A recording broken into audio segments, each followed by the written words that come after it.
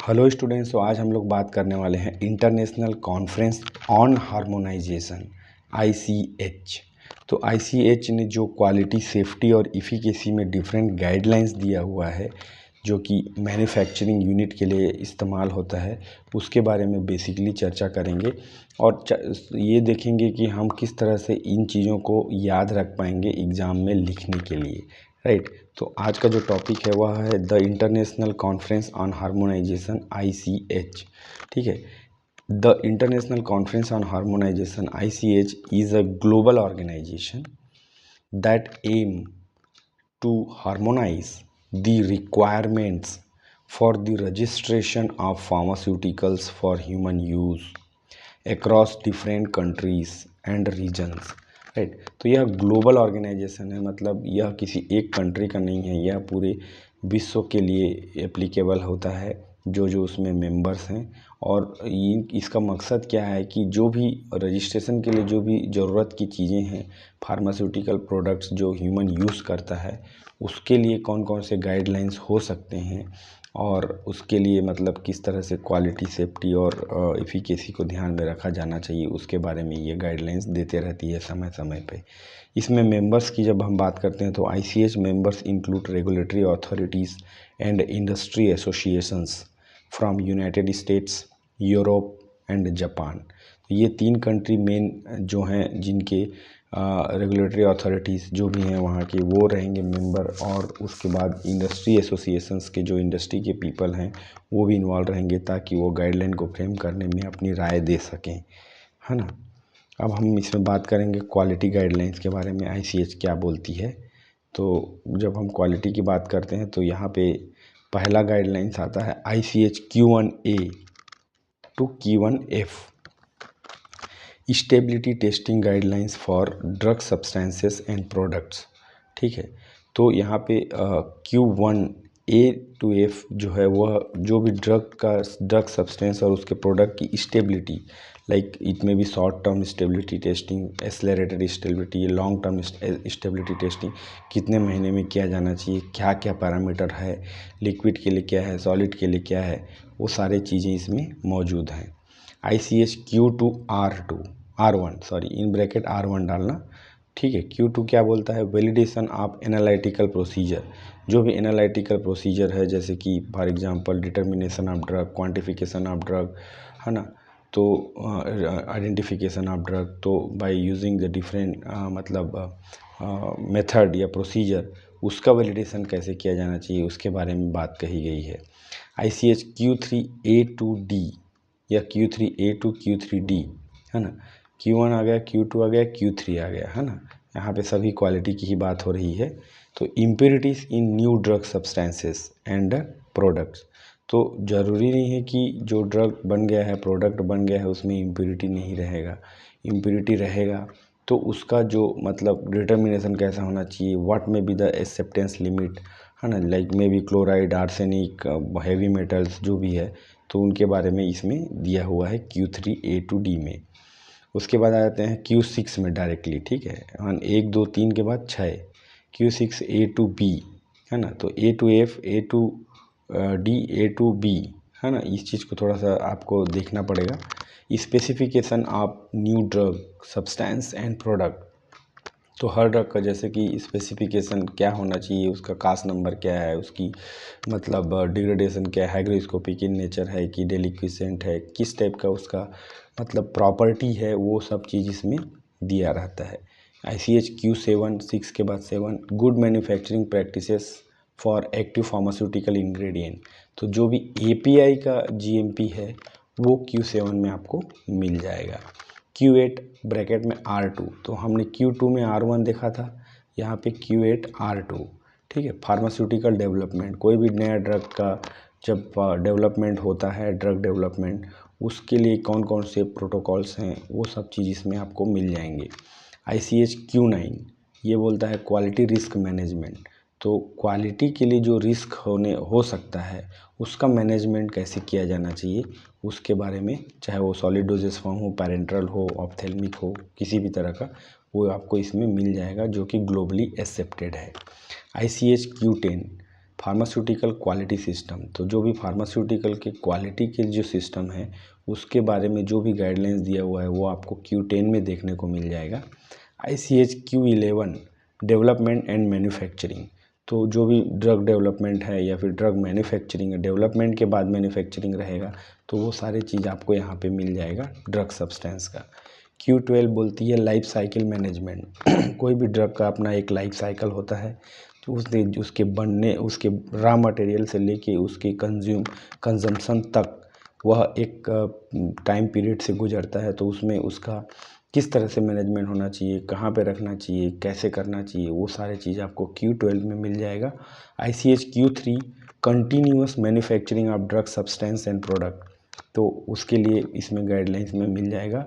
Q14 में analytical procedure development, अब analytical procedure जो है वो डेवलपमेंट के स्टेज में भी रहता है, कई बार इस्टेब्लिश्ड रहता है, तो उसके सारे गाइडलाइंस आपको Q14 में देखने को मिल जाएगा। इसके बाद आता है सेफ्टी गाइडलाइन, तो सेफ्टी के लिए ICH क्या बोलती है उस पर थोड़ा सा समझने की कोशिश करते हैं। Numbers is very important here. तो ICH S1A to S1C, अब यहाँ पे S आ जाएगा, ठीक है। वहाँ पे Q पढ़ रहे थे क्योंकि वो क्वालिटी के लिए था, यहाँ पे S पढ़ेंगे क्योंकि ये सेफ्टी के लिए है। तो S1A to S1C क्या बोलता है, नीड फॉर कार्सिनोजेनिसिटी स्टडीज़। अब बहुत सारे नया ड्रग जो होते हैं, नया केमिकल कंपाउंड होते हैं, उनको ड्रग में मैन्युफैक्चरिंग करने से पहले हमको सेफ्टी को ज़्यादा ध्यान देना पड़ता है, क्वालिटी तो बाद में आता है। तो वो कार्सिनोजेनिक है कि नहीं है, मतलब वो इफ़ेक्ट देगा वो तो ठीक है, लेकिन वह कहीं मतलब हार्मफुल इफ़ेक्ट तो नहीं दे रहा है, उस चीज़ को स्टडी करना इम्पॉर्टेंट है। वो आपको A to C में देखने को मिल जाएगा। ICH S to R1, ठीक है, सेफ्टी टू R1 ये क्या बोलता है, genotoxicity studies and data interpretation के बारे में बताता है कि जो भी जेनेटिक लेवल पे जो भी स्टडीज़ होनी चाहिए, टॉक्सिसिटी स्टडी, वो उसके गाइडलाइंस आपको S2 में मिल जाएगा। ICH S3A to S3B ये बोलता है टॉक्सिकोकाइनेटिक्स एंड फार्माकोकाइनेटिक्स, ठीक है। कोई भी ड्रग जब एडमिनिस्टर होता है तो वह किस तरह से टॉक्सिसिटी को इंड्यूस कर सकता है, और वह किस तरह से उसका जो भी एब्जॉर्प्शन मेटाबॉलिज्म होने वाला है, किस तरह से वो बॉडी में मूवमेंट रहेगा, उसके बारे में सेफ्टी को लेके, सेफ्टी कंसर्न के हिसाब से उसको इसमें बताया गया है। ICH S4 duration of chronic toxicity testing, जो क्रोनिक टॉक्सिसिटी हो सकता है किसी भी ड्रग का, उसकी टेस्टिंग की क्या टाइमलाइन है वो आपको S4 में मिल जाएगा। ICH S5 R2, ठीक है। यहाँ पे R1 हम S2 में देखे थे, जैसे कि वहाँ पे Q2 में R1 था, उसके बाद Q8 में R2 था, यहाँ पे S5 में R2 आ गया है, तो इस चीज़ को थोड़ा ध्यान रखेंगे। Detection of toxicity to reproduction, ठीक है। अब क्या होता है कि कोई भी ड्रग मतलब टॉक्सिसिटी प्रोड्यूस कर सकता है, तो रिप्रोडक्शन में तो उस चीज़ को यहाँ पे R5 R2 में देखने को मिल जाएगा S5 के। उसके बाद है ICH S6 R1, ठीक है, pre clinical safety evaluation of biotechnology and derived pharmaceuticals, ठीक है। तो प्री क्लिनिकल सेफ्टी इवेलुएशन मतलब जब कभी भी हम एनिमल टेस्टिंग करते हैं किसी ड्रग का, किसी भी बायोलॉजिकल प्रोडक्ट का, किसी भी फार्मास्यूटिकल प्रोडक्ट का, तो उसमें क्या क्या गाइडलाइंस होने चाहिए वो आपको S6 R1 में देखने को मिल जाएगा। ICH S7A to S7B, ठीक है। तो इसमें क्या होता है, सेफ्टी फार्माकोलॉजी स्टडीज़, ठीक है।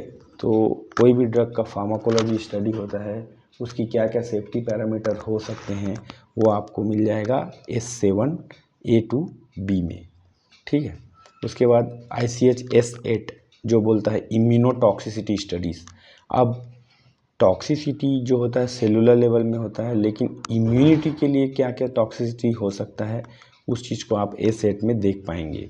ICH S9 ना सेफ्टी रेगुलेशन 9, तो इसमें non clinical evaluation of anti cancer pharmaceuticals, तो जो भी एंटी कैंसर ड्रग्स हैं उनका नॉन क्लिनिकल इवेल्युएशन कैसे होना चाहिए, जैसे कि इट में भी प्री क्लिनिकल, इट में भी some other kind of evaluation जो कि क्लिनिकल ओरिएंटेड नहीं रहेगा, तो उस चीज़ को S9 में आप देख पाएंगे।